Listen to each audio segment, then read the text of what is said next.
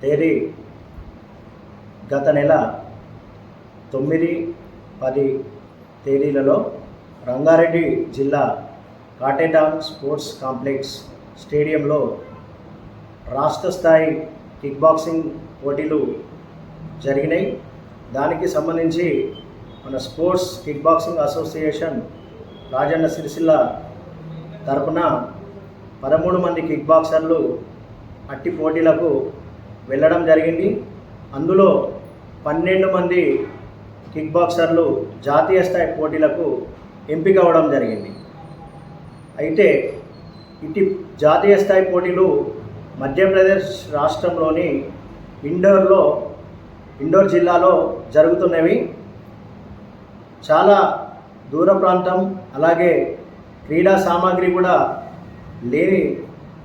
లేనందున జాతీయ స్థాయి పోటీలకు ఇటు నిరుపేద కిక్ బాక్సర్లు వెళ్ళలేకపోయారు.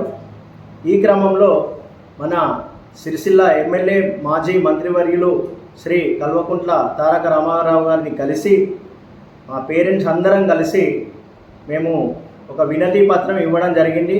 వీరికి దాదాపుగా 2,35,000 రూపాయల ఖర్చు అవుతుందని మేము కేటీఆర్ సార్ని విన్నవించుకోవడం జరిగింది.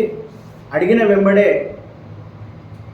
ఎమ్మెల్యే సార్ గారు మాకు మాట ఇచ్చి మీరు తప్పకుండా మిమ్మల్ని జాతీయ స్థాయి పోటీలకి వెళ్ళే విధంగా నా వంతు కృషి చేస్తానని చెప్పేసి మాట ఇవ్వడం జరిగింది.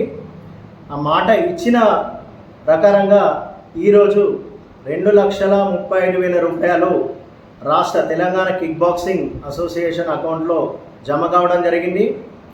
ఈ సందర్భంగా మా యొక్క kick boxing association Rajanna Sircilla తరపున, అలాగే తెలంగాణ రాష్ట్ర కిక్ బాక్సింగ్ అసోసియేషన్ తరపున, అలాగే కిక్ బాక్సర్ల తల్లిదండ్రుల తరపున కేటీఆర్ సార్కి సవినీయంగా కృతజ్ఞతలు తెలుపుతున్నాము.